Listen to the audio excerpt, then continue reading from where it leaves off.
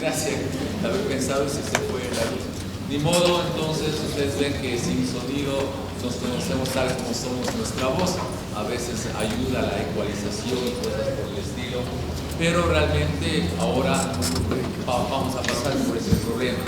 Por la mañana, tipo más o menos, creo que fue el tipo de las 9, ese árbol seco que está en este lugar de la cafetería se fue sobre las redes de alta tensión. Yo ya le dije al pastor Gio que esto va a suceder porque tenía que venir y ahorita está para tratar de quitar el árbol que se fue sobre las redes de alta tensión, ¿verdad? Pero vamos a tratar de predicar con denuedo la bendita palabra de Dios.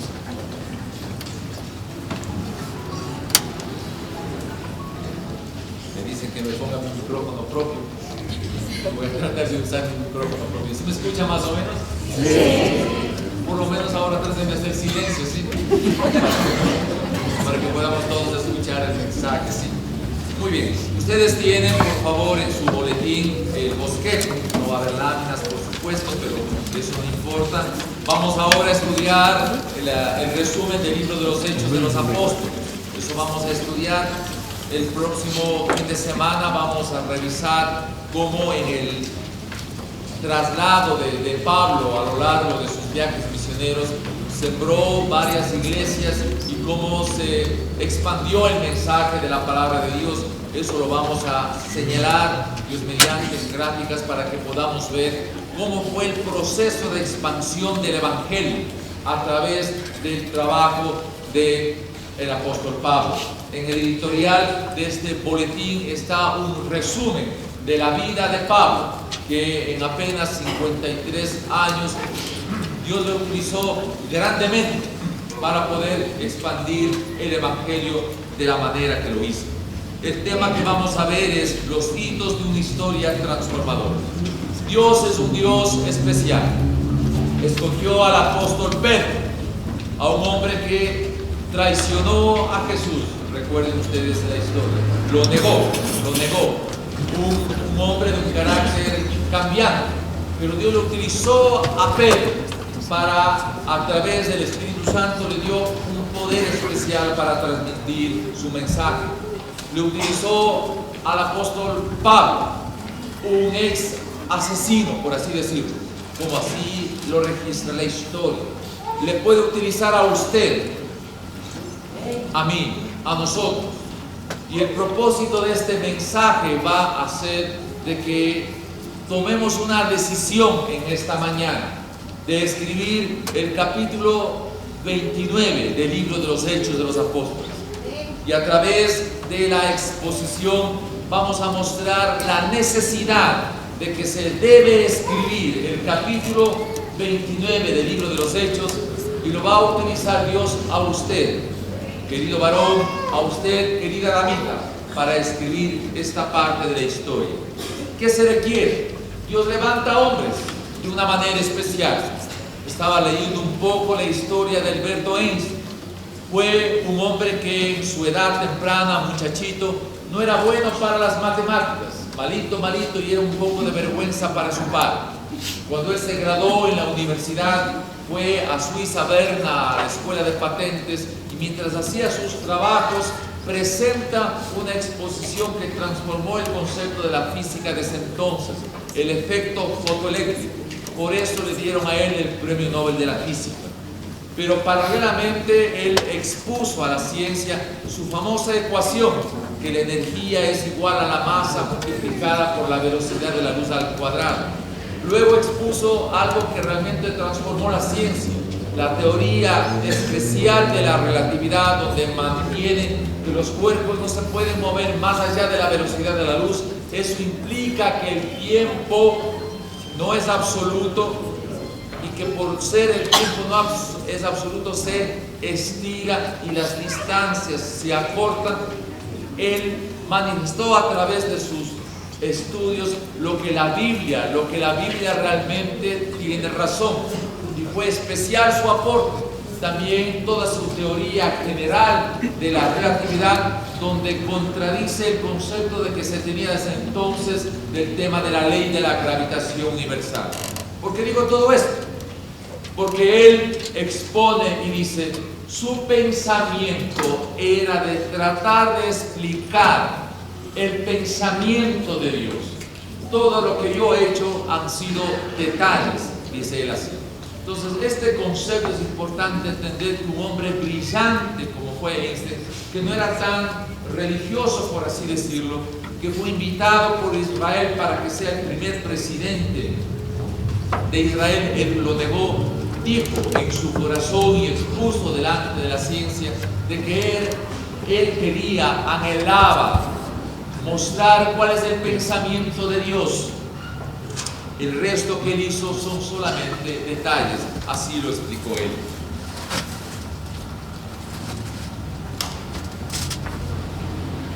Entonces Dios utilizó a un hombre como Einstein y lo puede utilizar a un hombre como usted y yo, común y corriente.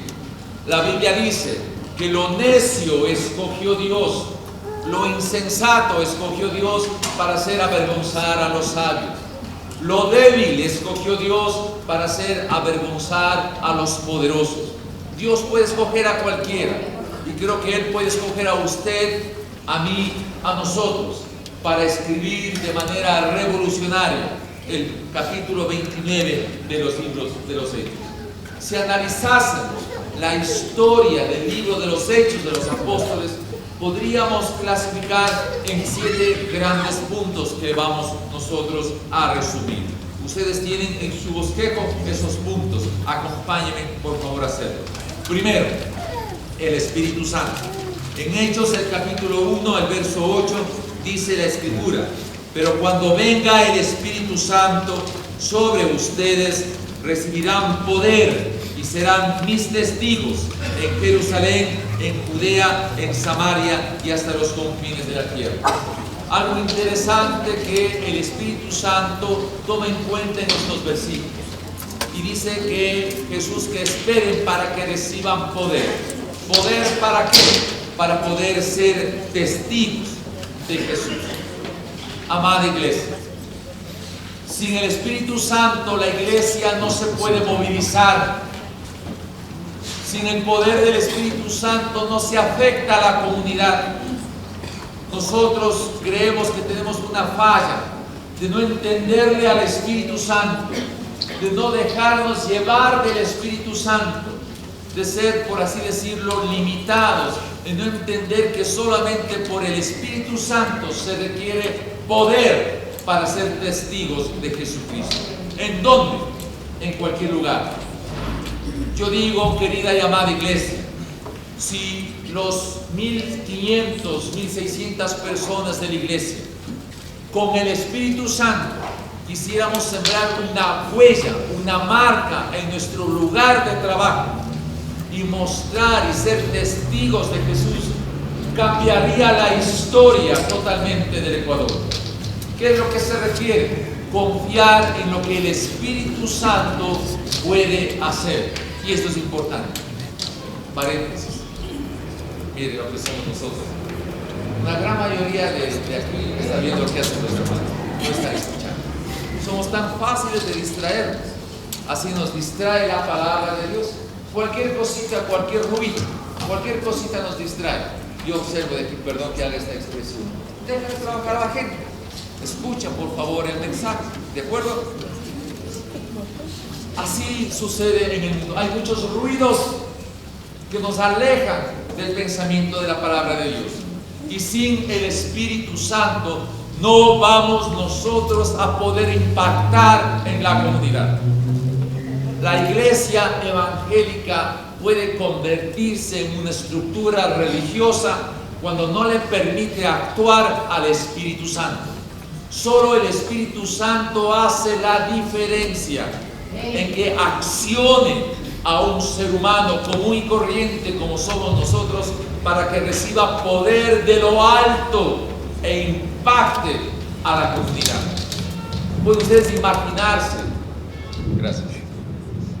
¿Pueden ustedes imaginarse lo que representaba en el tiempo antiguo? Amada iglesia, que hombres comunes y corrientes como fue el apóstol Pedro, de pronto tengan poder para impactar a toda una comunidad. Recuerden que en ese entonces la comunidad no era fácil, estaba bajo el imperio romano, pero solo el Espíritu Santo le permitió a los primeros creyentes, a los apóstoles, tener el fuego del poder de lo alto para impactar en el entorno en el cual ellos estaban. Esto requiere, amada iglesia, que entendamos nosotros. Entonces, el primer principio que el libro de los Hechos marca en su libro es que sin el Espíritu Santo no podemos ejercer poder de cambio en el ambiente donde estamos. Y el poder tiene que ver con ser testigos de Jesús. Segunda característica: el apóstol Pedro, el que tenía un carácter variable, el que le negó a Jesús, recibe al Espíritu Santo en el capítulo 2 y lleno del Espíritu Santo se levanta y da un mensaje.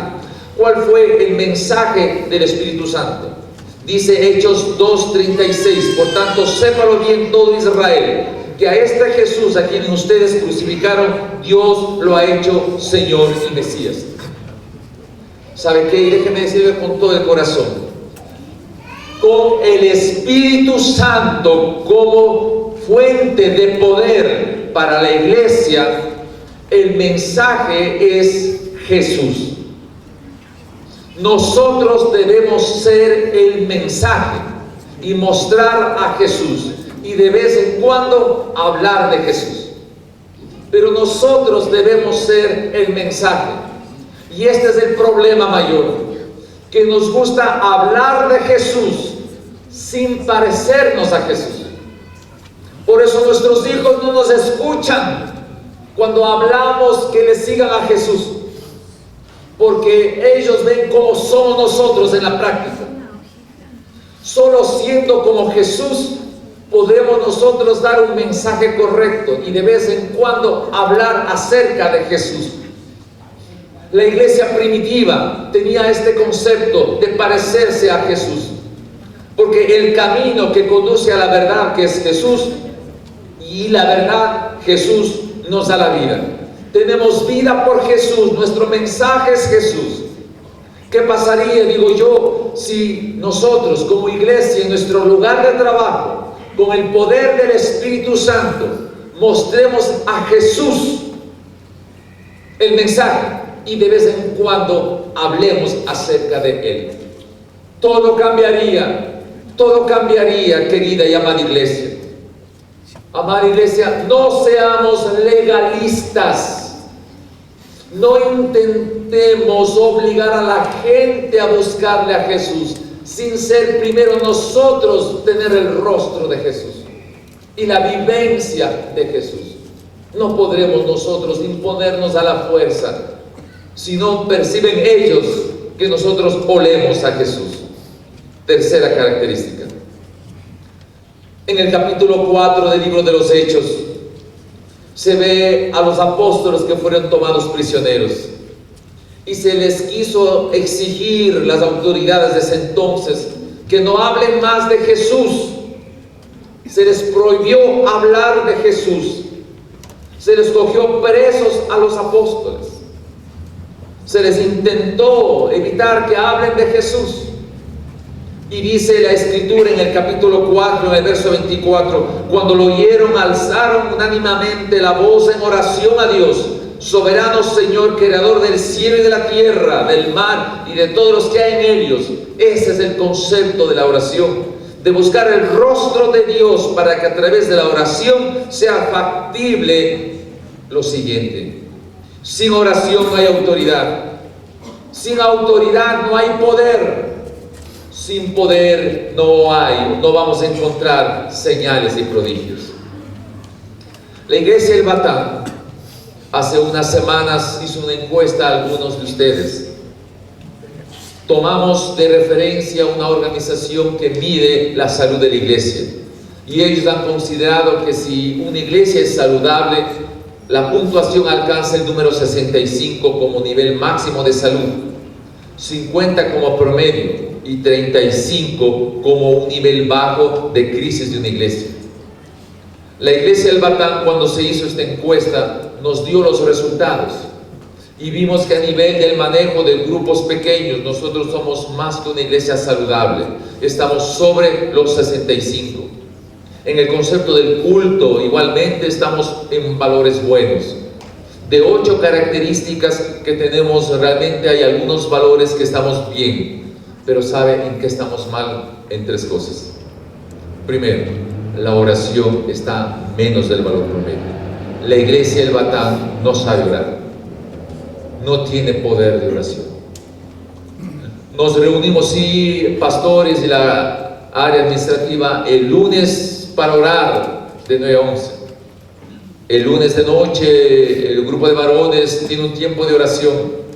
Las damitas en ese día también, unas 3 o 4 mujeres se reúnen a orar. El martes hay un grupo de oración. El miércoles en la noche aquí se reúne otro grupo de oración. El viernes en la mañana a las 6 los hombres de valor nos reunimos para orar. El viernes también las damas igualmente se reúnen para orar. El domingo a las 6 de la mañana los pastores nos reunimos para orar. Pero aunque parece que si hay varios grupos de oración, la debilidad de la iglesia, el Batán, es la falta de oración. Por esa razón, cada fin de semana antes de esto tenemos que hacer cambios. Para ello, queremos pedir lo siguiente, hermano querido. Primero, los viernes últimos de cada mes, quiero pedirles con todo el corazón esto. Debe ser un lugar de reunión para orar. Hay la vigilia de 7 a 12 de la noche. Y queremos pedirle a los grupos pequeños que nos reunamos aquí ese viernes último de cada mes. Porque necesitamos tener autoridad y poder para que exista realmente señales y prodigios. Porque a veces pensamos que han pasado 2000 años y no debe haber señales y prodigios. Déjenme decir esto con todo el corazón y un poco sentido, sabiendo que la familia de Huguito está aquí. Cuando supimos la enfermedad de Lupita, se oró por ella, se le ungió con aceite.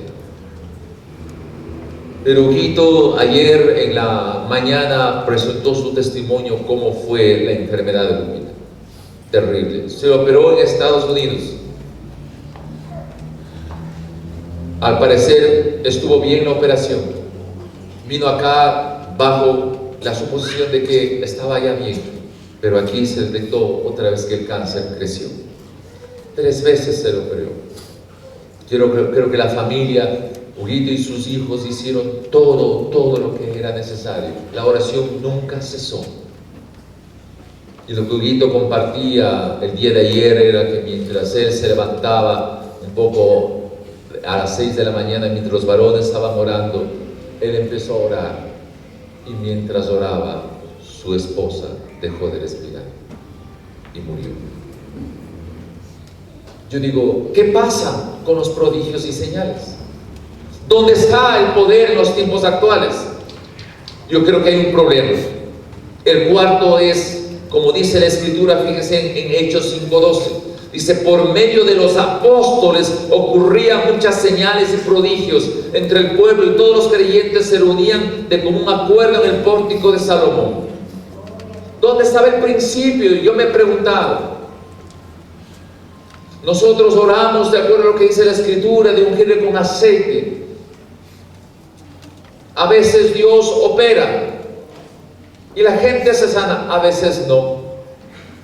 Está dentro de los planes de Dios, por supuesto, su última voluntad. Y hay situaciones difíciles que uno a veces no puede entender. Pero el libro de los Hechos deja una premisa, deja un principio que me parece importante que se le debe compartir.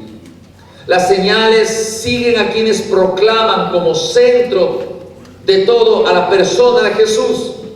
¿Por qué le seguían las señales a los apóstoles? ¿Por qué la sombra de Pedro curaba y sanaba enfermos? ¿Por qué el pañuelo de Pablo tenían que cogerle y toparle para que sean sanados? Porque el pensamiento de Pedro y su corazón y de los apóstoles era que se entiende el mensaje de Jesús. Porque el pensamiento de Pablo era que se entiende el mensaje de Jesús. Y porque el centro de ellos es que se conozca el mensaje de Jesús, le seguían. los prodigios y las señales. Es verdad que Dios ha permitido que la medicina avance poderosamente y gloria a Dios por ello. Pero a veces nosotros nos falta entender que debemos ser ejemplos vivos del mensaje de Jesucristo y podrán seguir las señales tremendamente poderosas como había en el inicio de la iglesia primitiva. Por eso yo le digo, ¿qué tal, querida damita, querido varón? ¿Qué tal si usted empieza a escribir el capítulo 29 del libro de los Hechos? Y usted empieza a proclamar con denuedo la palabra de Dios y el mensaje de Jesús. Y que usted se lea el mensaje de Jesús. Y de vez en cuando hablar acerca de Jesús. Le seguirán señales y prodigios. Y la marca de la historia en la ciudad de Quito, por escribir el capítulo 29, y de paso, por si acaso a alguien no se le esté ocurriendo, este pastor está hablando barbaridades, porque no hay cómo escribir más allá de lo que está escrito en la Biblia. No, por favor, dejen de pensar eso. Estoy haciendo una ilustración práctica de cómo podemos hacer las cosas. No quiero decir que se incremente un capítulo más, de como si faltara en la Biblia un capítulo adicional. No estoy diciendo eso, sino que Dios nos utilice para escribir por las siguientes razones que vamos a ver después.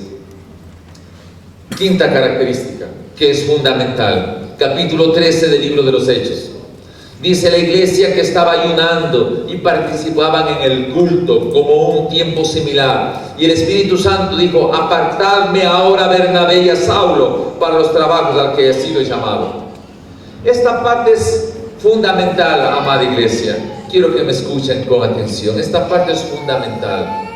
A veces se le ha percibido este texto que solamente se trata de un llamado para misioneros a lugares lejanos.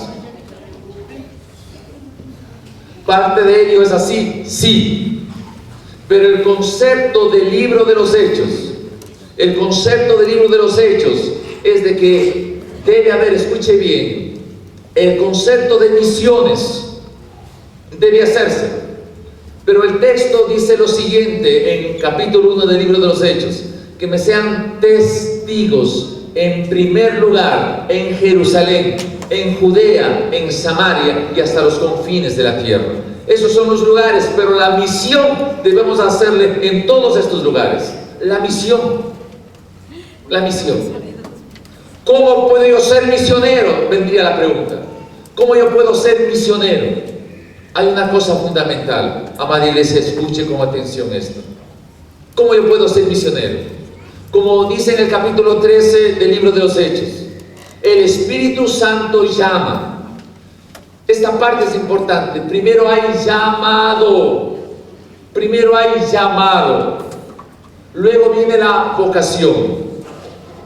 Quisiera que hacer un paréntesis, por favor. Aquí hay estos niños. A ver, miremos si no es difícil.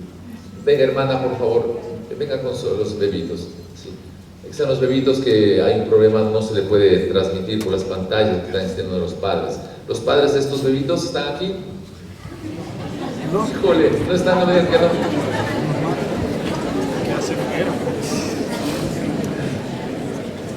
Ojalá no se hayan ido a la iglesia del frente.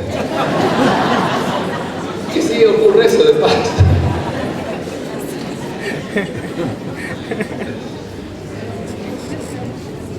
Gracias. Esto era un poco chistoso porque una vez se quedaron niños aquí y los padres no los retiraban y todo el mundo era, y los padres de esta, una de las niñitas que quería hablar dice: no se preocupen, ya van a venir, nuestros padres nos dejan aquí y se van al frente. Eso es claro. Volvamos al punto. El tema de ser misiones. Déjeme decir esto, ¿no? Usted, mi querido hermano, usted creo es médico cristiano, ¿no? Usted es médico, ¿verdad?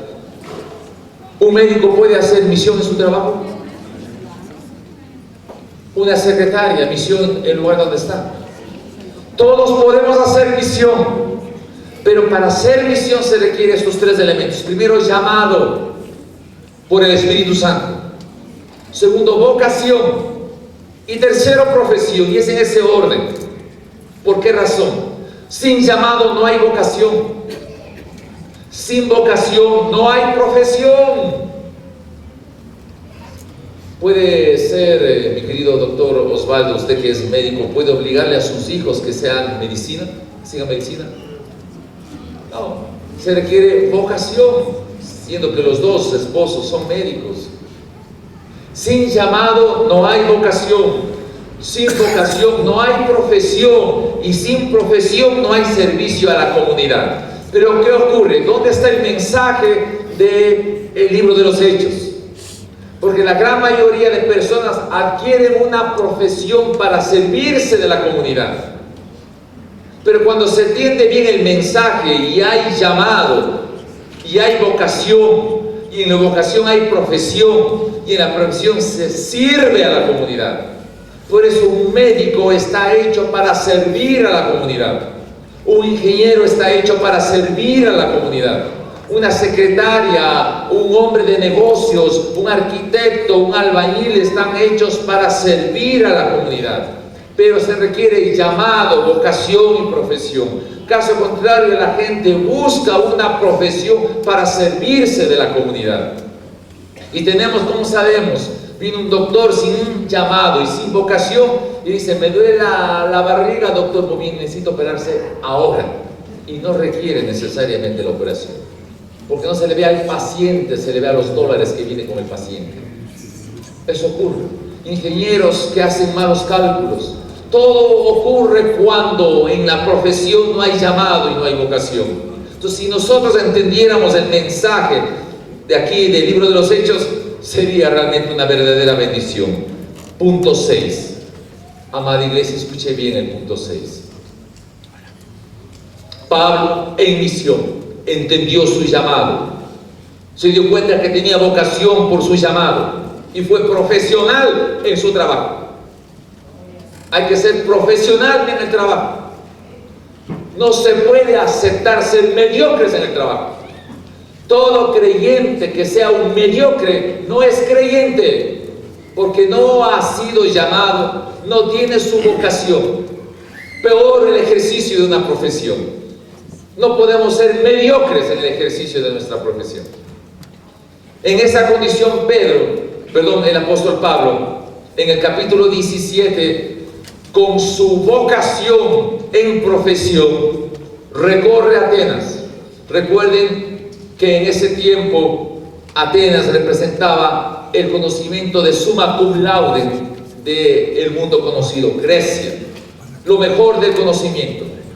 Y el apóstol Pablo veía allá en Atenas todos los lugares llenos de ídolos, del dios tal, del dios tal, del dios tal.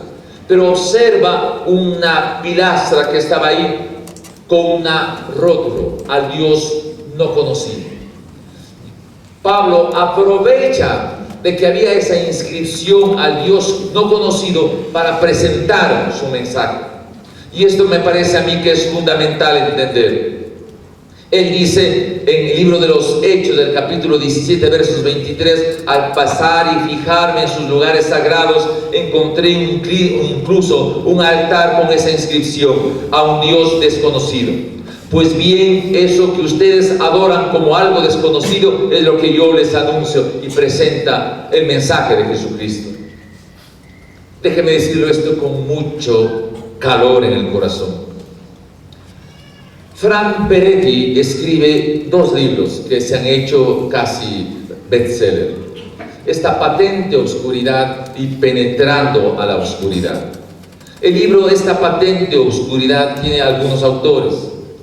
Inicia la escritura con la vida de una jovencita, Carmen, que fue poseída por los demonios. Luego también la historia de un periodista no creyente que luego se convierte al evangelio porque le piden que haga una especie de una investigación por algunos crímenes que estaba sucediendo en la ciudad de Ashton. Un pueblito cualquiera, no relumbrante ni nada por el estilo, sino que la nueva era estaba deseando tomarse ese lugar, porque la nueva era tiene el compromiso de tomarse todos los sitios universitarios, todo lo que tiene que ver la enseñanza. La nueva era busca apropiarse de ello. Eso es lo que quieren ellos conquistar. Y en este libro de Frank Peretti, de Penetrando a la oscuridad y esta patente oscuridad, marca la historia de cómo se presenta el mundo espiritual. cómo los demonios se movilizan y atacan, en este caso, a una iglesia chiquita donde había un pastor que buscaba siempre en oración. Y como también se ve la oración como el envío de ejércitos de ángeles para combatir contra los demonios y que avance de esa manera el evangelio. Pero una parte interesante de este periodista, que en medio de las investigaciones, él le llevaron a un lugar donde había sembrado varias hortalizas. Y él, al observar las hortalizas, se da cuenta que había unas hortalizas que estaban bien crecidas y otras hortalizas que no estaban tan crecidas. Y la pregunta era, ¿por qué ocurre eso si era el mismo terreno? Entonces él dice y descubre, dice, aquí hay topos. Ustedes pueden darse cuenta qué significaba eso. Los topos son especialistas en comerse las raíces. Entonces los topos estaban haciendo su trabajo de meterse debajo de la tierra y comerse las raíces de las hortalizas. Y esto hacía que algunas de ellas no podían crecer a la altura que correspondía. Hay topos en este lugar, se dijo. ¿Cuál era la solución? Tapar los huecos para que no aparezcan los topos. No podía ser esa la solución, tapar los huecos, sino hay que eliminar a los topos. Déjeme decirle con todo corazón esta dimensión espiritual. La iglesia está afectada por los topos, porque se están comiendo las raíces y la gente no crece como debía crecer, porque está a veces la iglesia infectada de topos. Por eso la gente es cómoda, la gente no desarrolla, no rompe barreras que le permitan penetrar a la oscuridad de la sociedad del entorno en que vivimos. Somos no con el crecimiento que deberíamos tener. Por eso la iglesia se debilita por la presencia de los topos dentro de la iglesia. ¿Qué pasó con Pablo? Pablo percibió que en ese lugar que adoraban al Dios desconocido, se utilizó él esa condición para presentar el mensaje de Jesús, porque él no tenía topos, porque él percibía cómo poder romper barreras y penetrar en el mundo de la oscuridad de la sociedad del conocimiento, presentarle a Jesucristo. Vean, querida y amada iglesia, quiero ser muy franco en esto. La ciudad del conocimiento tiene uno de los ejes, ciencias de la vida. Y por otra parte va a llegar una ley en donde no se podrá dar consejería en las iglesias, a menos de que los consejeros tengan un título acreditado en los sistemas de educación superior de nuestro gobierno. ¿Qué va a pasar con los consejeros? ¿Qué va a pasar? Tienen que ser acreditados, por supuesto. Tienen que ser acreditados. La iglesia tiene que percibir esto, y estamos trabajando, iglesia amada, en que exista una institución que pueda acreditar solamente el nivel de la consejería para los pastores y liderazgo de la iglesia. Si no, no va a poder ejercerse la consejería. Tenemos que percibir, tenemos que darnos cuenta de estas cosas, tenemos que ser sabios para defender nuestra fe. Tenemos que adelantarnos a los procesos, amada iglesia. Déjeme decirlo esto de otra manera. En Hechos 17:26, Pablo les dice a la crema del conocimiento de Grecia: de un solo hombre hizo todas las naciones para que habitaran toda la tierra, y determinó los períodos de su historia y las fronteras de sus territorios. Dijo esto y se fue. Para los griegos esto es una cosa tremendamente radical e importante, porque para los griegos que alguien les escuche decir que de un solo hombre hizo todas las naciones, implicaba de que todas las razas, y los griegos para ellos eran su raza superior, nacidos del Olimpo, de los reyes del Olimpo. ¿Cómo podían compararse con los negros, con otras razas que ellos consideraban inferiores? ¿Cómo es que un Pablo viene y dice que todas las razas tienen un origen común y que de un solo hombre, de una sola pareja, vino toda la raza humana. Eso le presentó Pablo. Pero han pasado los años. Déjame decirlo esto con un poco de contentamiento. ¿Han oído de Eva mitocondrial? Eva mitocondrial. ¿Alguien ha escuchado de Eva mitocondrial? Posiblemente no muchos. Pero hoy se han hecho los estudios del ADN. Escúcheme bien esto. Y en los estudios del ADN hay una sentencia común de que existe, por así decirlo, solo en la mujer, un hecho de que toda la raza humana proviene de una sola mujer. Eso está demostrado ya, que toda la raza humana proviene de una sola mujer, porque solo la mujer genera en su estructura molecular del ADN esta característica especial que está en todas las razas de nuestro planeta.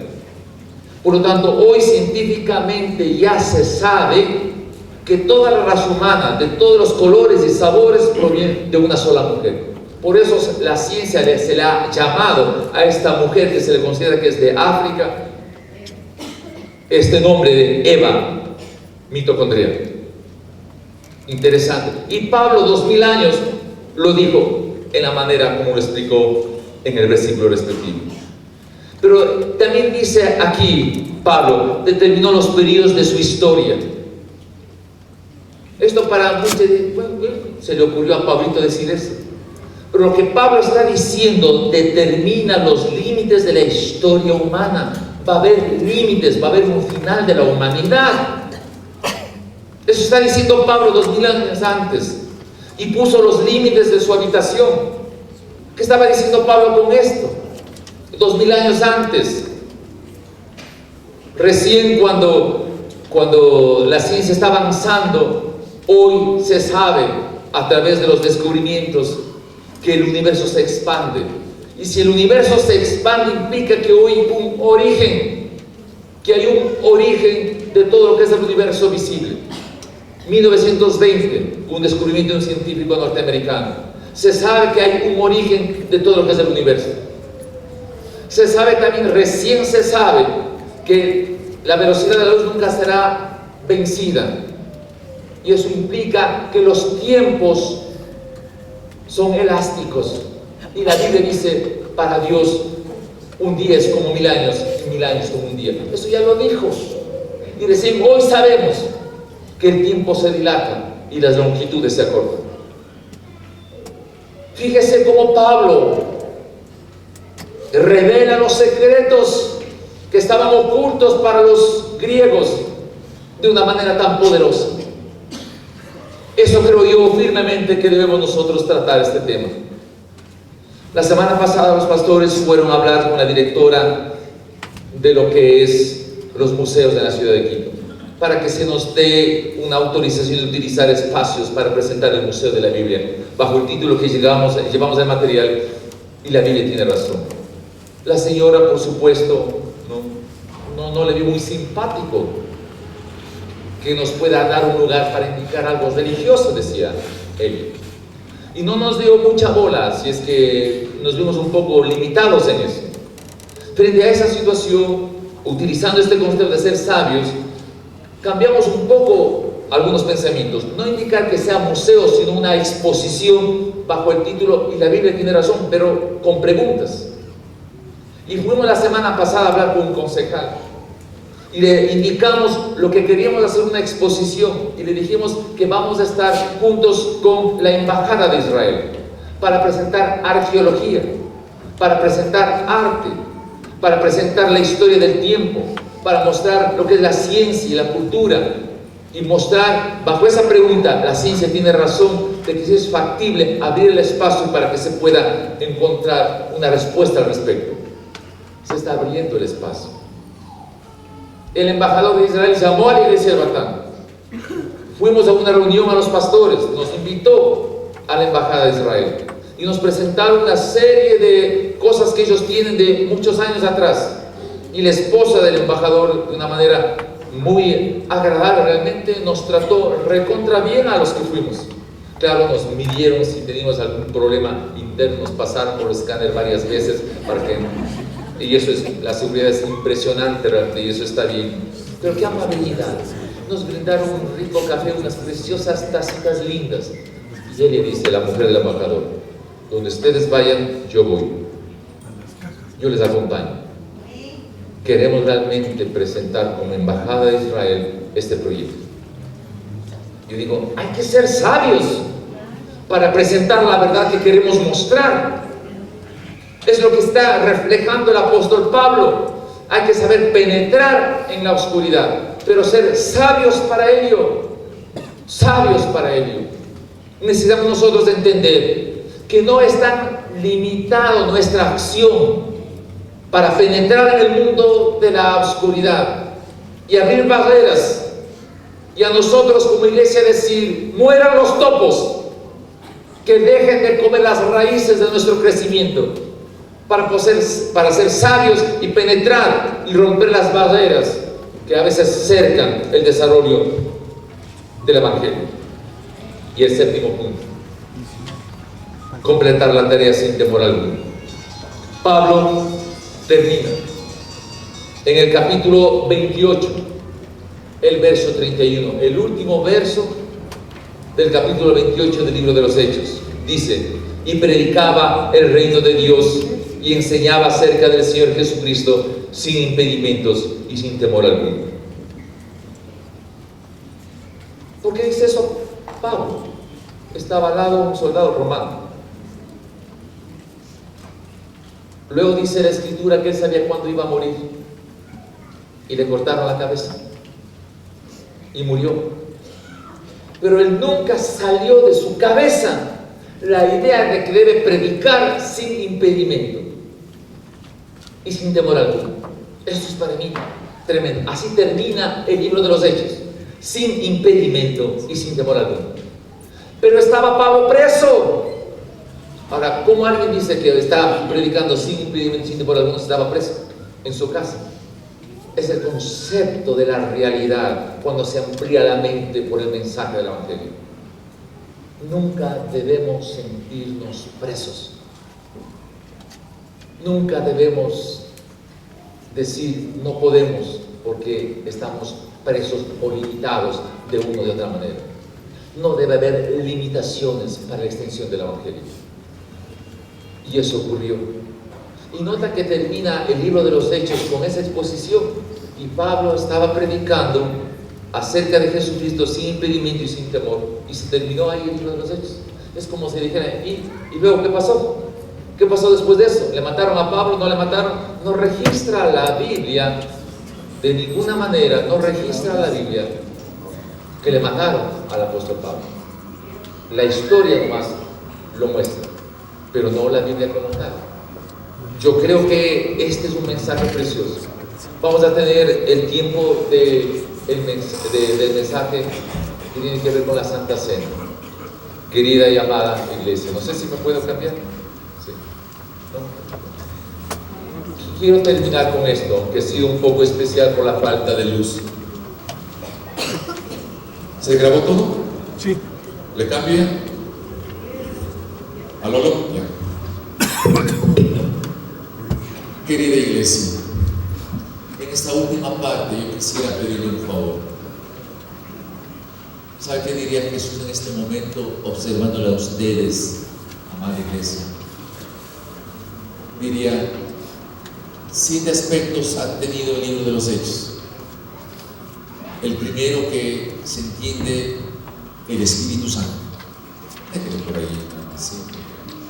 El Espíritu Santo. Se entiende que todos debemos tener el Espíritu Santo. Por lo tanto, pasamos el primer punto del libro de los Hechos. Tenemos el Espíritu Santo. Vamos a ver qué no tenemos de lo que Pablo tenía.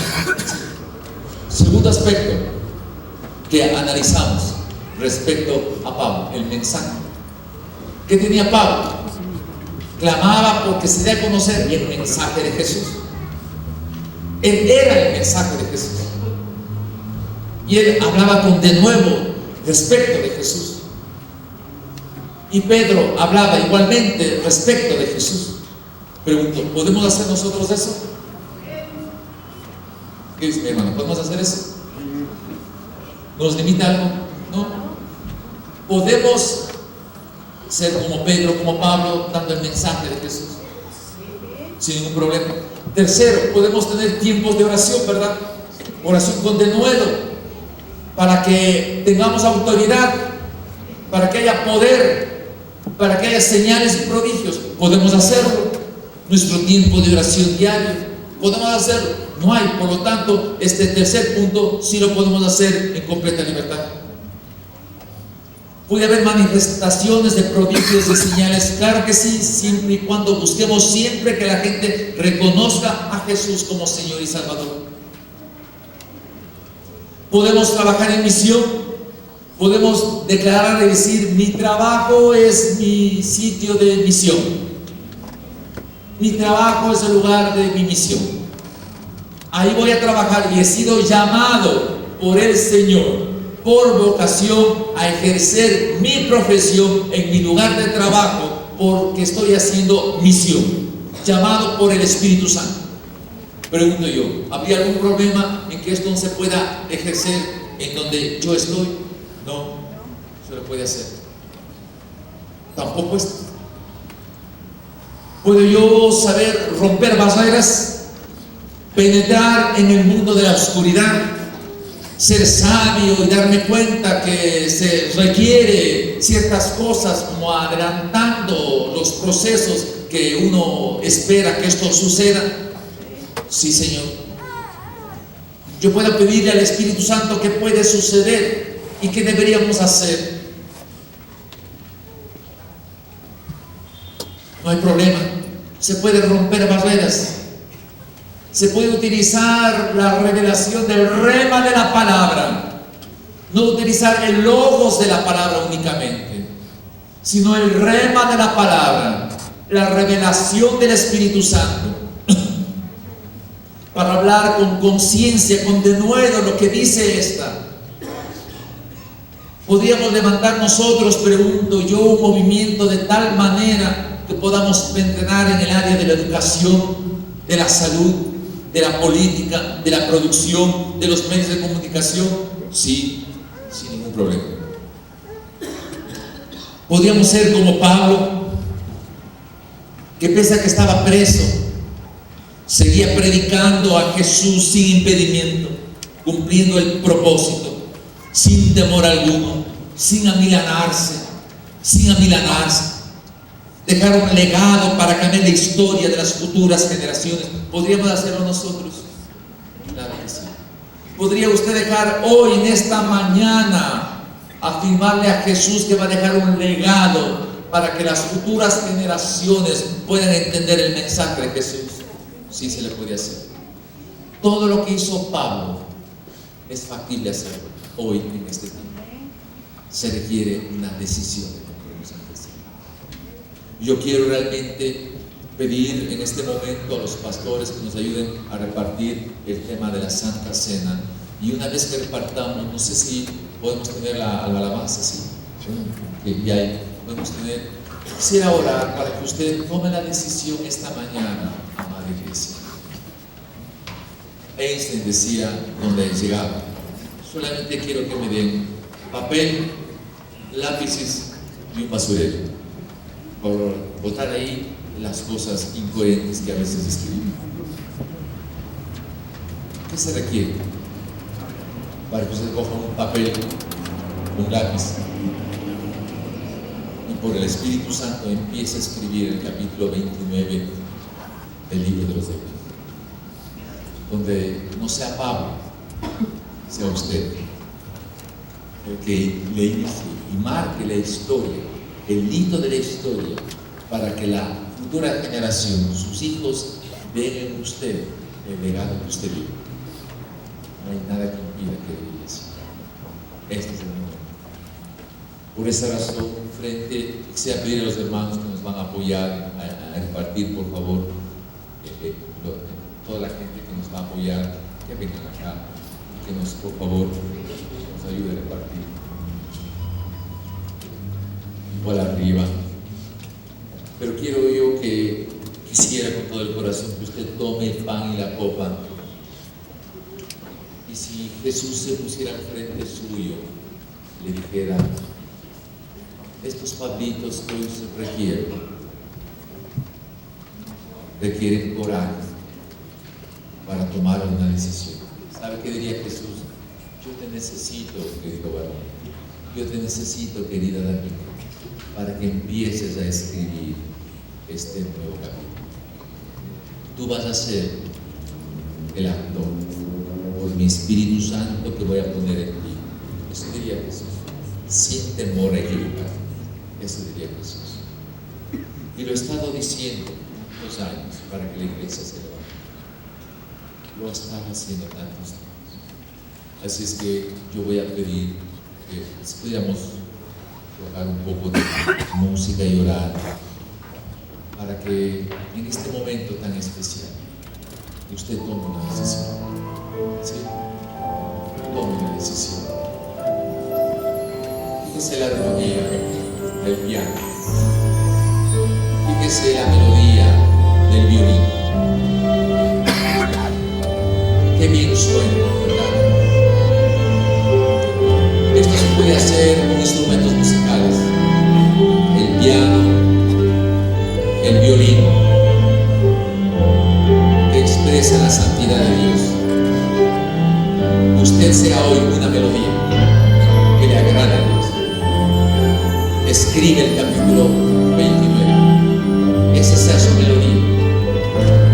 Usted tal vez no sabe tocar un piano o no sabe tocar el violín, pero puede levantarse en armonía celestial escribiendo el capítulo 29 del libro de los Hechos. Señor, yo quiero pedirte en medio de este ambiente hermoso, en medio, Señor, de la armonía musical del piano y del violín, Está sobrecalentando, dice él. en medio, Señor, de la inspiración de tu Espíritu Santo en el manejo de estos instrumentos musicales. Quiero pedirte, Espíritu Santo, que hoy tomes a los papos, hombres y mujeres, para que puedan escribir un hecho histórico que marcará hitos para la transformación de la comunidad a partir de ahora. Pero Espíritu Santo, sabiendo que la armonía que tú pones honra al Creador, honra la santidad que de ti viene, oh Dios, que se derrame en esta mañana sobre este pueblo tuyo, para que podamos, frente a los símbolos del cuerpo de Cristo, que es el pan, frente al símbolo de la sangre de Jesús, que es la copa, sea factible entrar en perfecta armonía contigo, para percibir, oh Señor, que tú nos has dado el Espíritu Santo, que tú nos has dado el mensaje acerca de Jesús, que la oración puede llegar con poder, dándonos autoridad, poder para hechos de prodigio y señales. Que nos hagas entender que somos misioneros en nuestro entorno, misioneros en nuestro entorno, llamados por ti, Espíritu Santo. Hoy tú, Espíritu Santo, estás llamando a misioneros para que en su lugar de trabajo, por tu llamado y por tu vocación, ejerzan su profesión para servir a la comunidad. Y tú nos vas a dar sabiduría para penetrar en el mundo de la oscuridad. Mata los topos, Espíritu Santo, que nos están comiendo las raíces de nuestra vida fructífera. Mata los topos, hazlo crecer, hazlo crecer. Somos nosotros, oh Señor, plantas de tu prado. Somos nosotros, oh Señor, mentes y cuerpos transformados por ti. Somos olivos silvestres, sí. No somos olivo natural, somos olivo silvestre, que fuimos injertados en el olivo natural para percibir la savia de tu Espíritu Santo y ser como Pablo, escribiendo una nueva historia para la gloria de tu nombre. Espíritu Santo, llama, Señor, a los tuyos para escribir este nuevo capítulo con hombres y mujeres llenos de sabiduría por la revelación de tu palabra. Llama, Señor. Y si usted percibe que ha sido llamado y Jesús le está dando un papel, un lápiz, para escribir una nueva historia, el Señor te está diciendo: levántate, participa en la cena. Dios va a hacer milagros. Participa de la cena. Si usted percibe en el Espíritu la necesidad de escribir este capítulo, usted puede tomar el pan y la copa ahora con un propósito claro, una definición bien clara. Dios está llamándole a usted para así hacerlo. Y si usted siente en su corazón el así hacerlo, levántese. Diga: aquí estoy, Señor. Voy a tomar el pan y la copa. Voy a tomar, oh Señor, estos elementos y comprometerme delante de ti, Señor, con tu poder en el Espíritu Santo en hacer esta tarea. ¿Quiere hacerlo? Levántese. Diga: sí, yo quiero. Voy a tomar la copa y voy a tomar el pan dignamente. Esto es lo que el Señor está diciendo. Póngase de pie. Sí. Que sea el Señor que lo levante. Antes de tomar el pan y la copa, usted debe recibir en su corazón la afirmación de ser usado por Dios, por el Espíritu Santo que tiene, por el Espíritu Santo que tiene. Ser el mensaje de Jesús, ser el mensaje de Jesús. Orar con autoridad, poder, para que Dios le dé prodigios y señales, y ser llamado en misión para cambiar en su lugar de trabajo y penetrar el mundo de la oscuridad y terminar su propósito sin impedimento alguno. Este es el momento del compromiso, es el momento del cambio. Espíritu Santo, solamente tú puedes hacer la obra. Solamente tú, Espíritu Santo. Habla a cada corazón, habla a cada varón, a cada damita preciosa que está aquí. Usa este tiempo, Señor. Y si usted está comprometido, recibe el pan y la copa. Por favor, repartamos el pan y la copa con sensibilidad espiritual.